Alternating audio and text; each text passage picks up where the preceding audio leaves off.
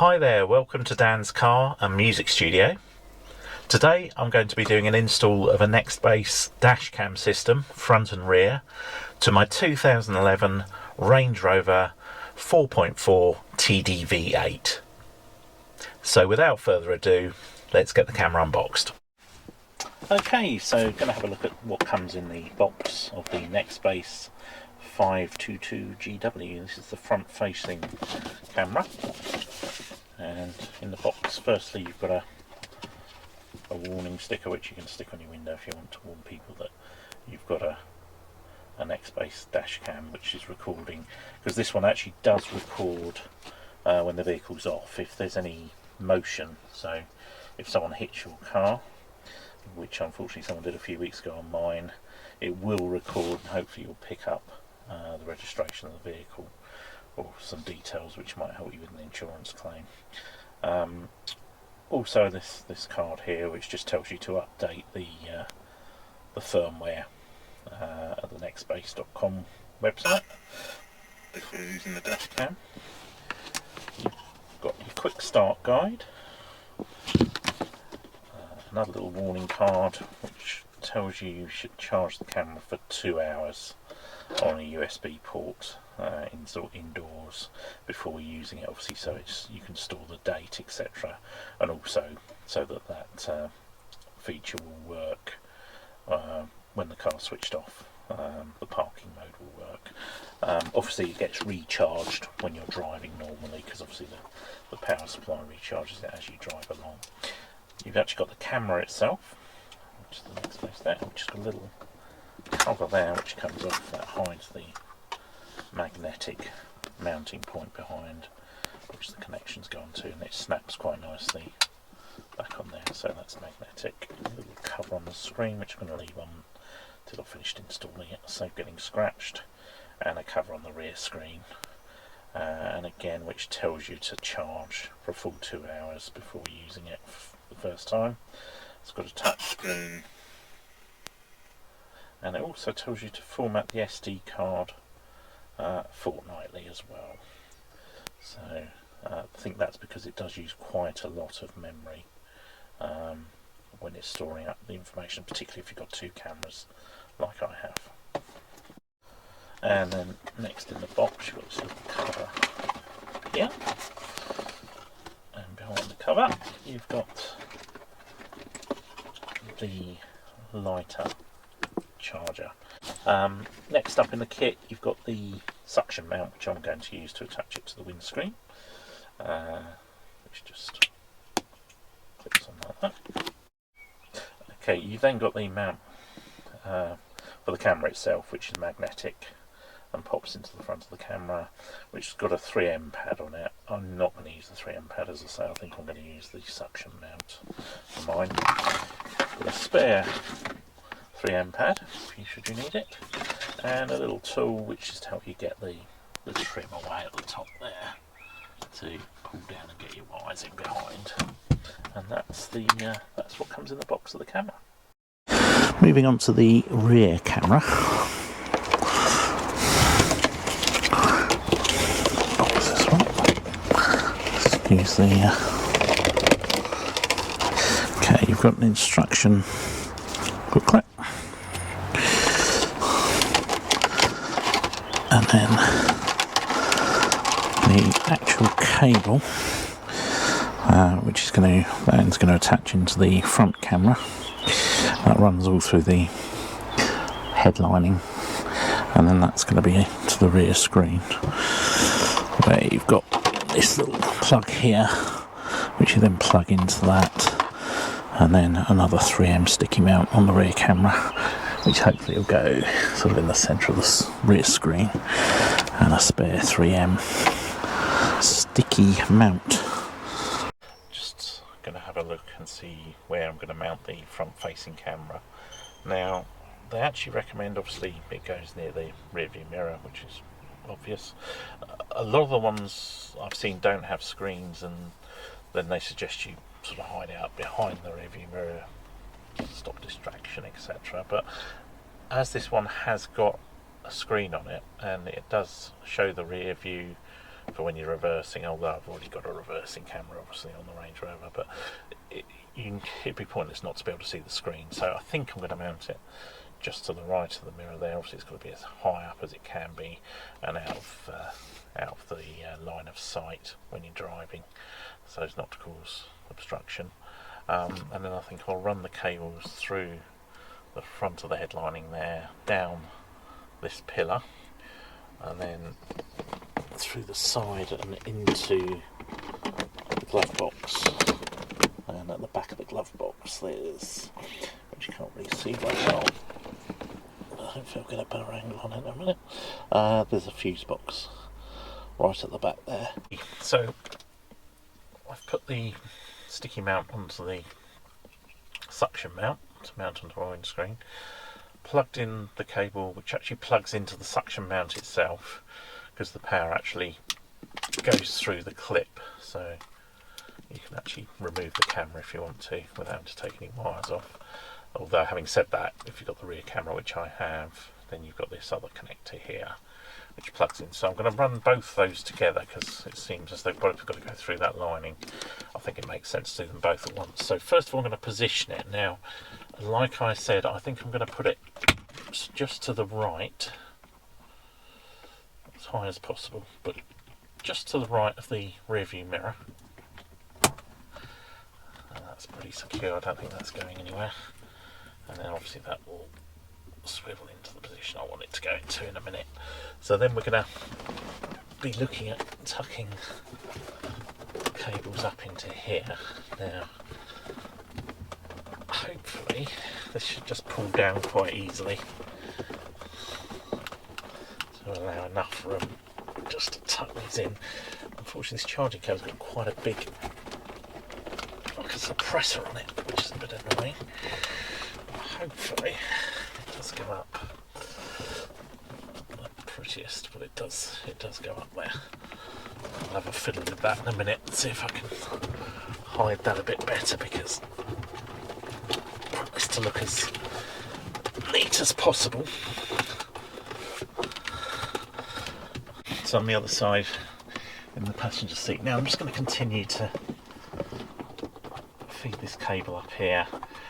So hopefully just poke it in. As I say, you have a little tool, but it's quite easy to, on the Range Rover anyway, to pull back this head lining and tuck into it, at least until there, which is great. Next section I think is going to have to come off is going to be this pillar here, so I can run it down. There's a little airbag thing there, which I'm told pops out and there's a screw behind, so I'm going to get my tools. Yep, so sure enough that does just pop out, the little airbag thingy there, and there is a Torx screw behind it, which is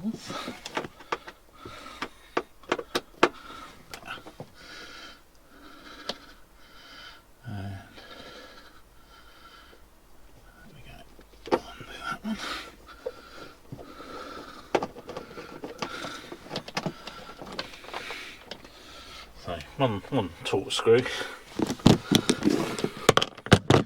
and then I believe that will just unclip and slide out of the way completely, which is great. Okay, so now, next thing to do, the wires are actually going to split here, because obviously you've got your power cable which needs to go down to the fuse box. Which one that is, which is actually the thinner of the two, so that one's got to go down to the fuse box. Now it looks like there's a hole. I'm hoping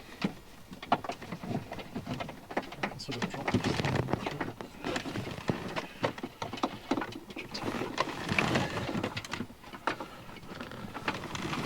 Roughly where it's going to need to go.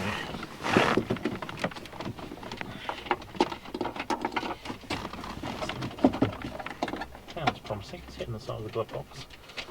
I'm going to come back to you in a minute and I'll find the other end of that.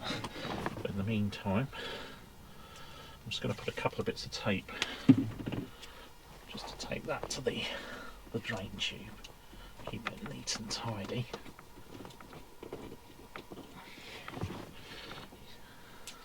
So literally doesn't need much, just a couple of bits of tape there, just so it doesn't get caught up. And as I say, what I'm going to do is drop the rest of the cable in down behind. Now, if you go right to the bottom, obviously you've got the cover under here, so I think I might have to unscrew that, and then hopefully I can get them pulled through the cable and then feed it through behind the fuse box and find something to attach it to down there. So in the end I undid the two screws, pulled down this, and also just literally this just pulls off. This is the trim that sits in there, and that literally pulled off. Then I put my hand up inside, found the end of the cable and pulled it through. So that's down there ready now. I'll leave that out of the way. So now I'm going to refix the panel at the top here. We carry on down below then. Take this panel. Let's make sure the wires are trapped. Pops up anyway.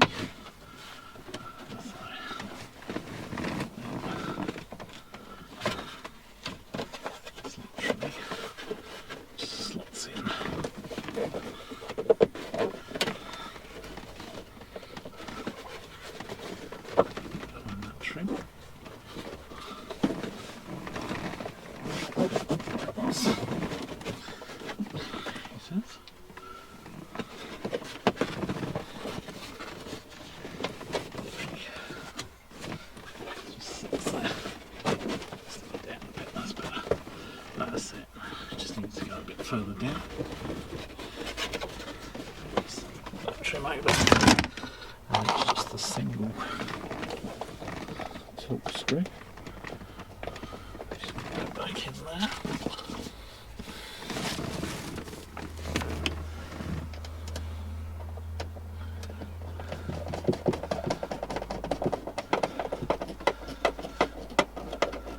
And you just clip the tag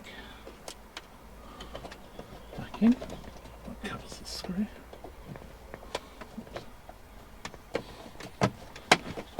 Like that. I've now run the proper cable down.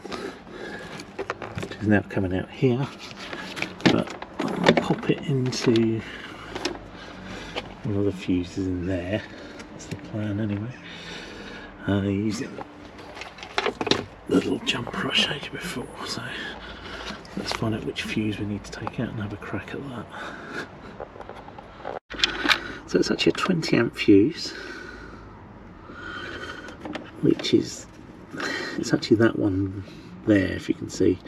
There's a 20 there, and then there's two gaps, but I've plugged this little holder in with the fuse in, and it leaves me with that red lead, which I'm going to plug the other end of the cable into. Okay, so the perfect earthing point, right down the left hand footwell, covered by a little black cap, is this 10mm nut which holds all the earths.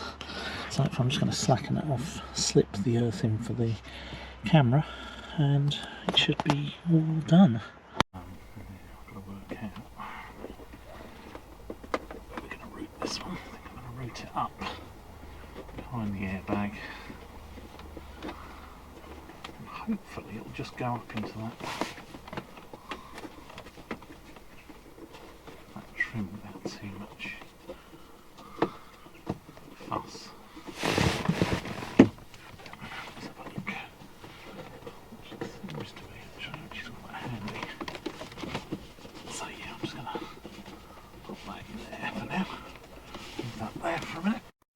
Okay, you haven't actually gone past that pillar. You don't have to take that airbag thing out at all. It's just as easy just to poke it up in there. If you use the tool, it's quite easy, just push it in. And then when you come on here, again you can just push it in behind that seal, and the same along here, up to there. So now I'm going to go into the back and then hopefully bring it round to the centre of the windscreen. Okay, so run it through there, and now I've got to the corner. This just literally pops out, so I've managed to run the cable behind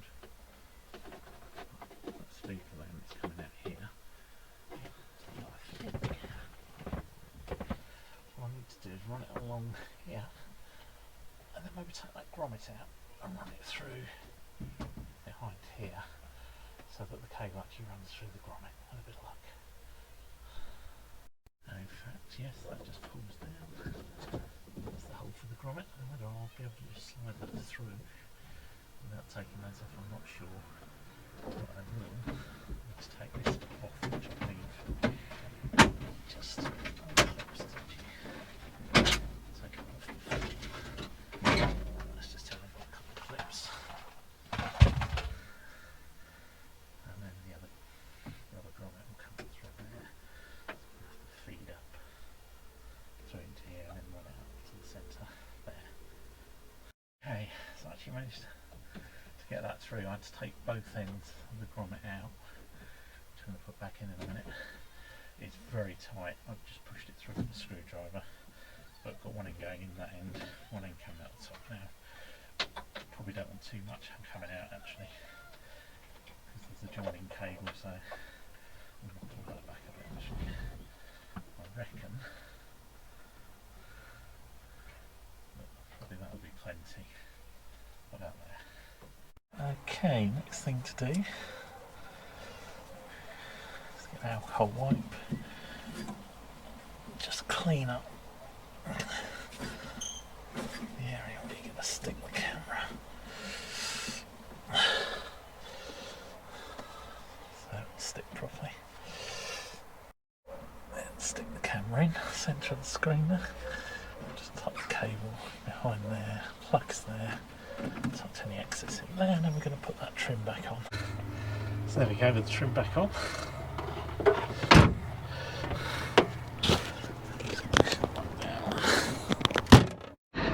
So finally got it in there. Was a bit more tricky than I thought, but good to do, because as I say, no one else has done one of these on the Range Rover. Although it's fiddly, it's worth it. It's a couple of hours, good couple of hours work. Took me a bit longer because I'm actually recovering from an eye operation at the moment, so sorry if I've been squinting a bit in the video. This is actually also my first YouTube video, so if it's a bit disjointed and not very well edited, please excuse me. I'm hoping I will get better. My first attempt with my brand new GoPro 9 as well, Hero 9. I've never used that before either, so everything is new, never done the install before. Hopefully it's helped someone, it will help someone, and I'm hoping to do some more videos, reviews on things. I will do a review on the dash cam now I've got it. Hopefully once it's been in a couple of weeks, I'll do a review on that, and hopefully some other interesting videos. So if you like the video, please do give me the thumbs up down below. Click to subscribe, because I will be doing more videos which might interest you.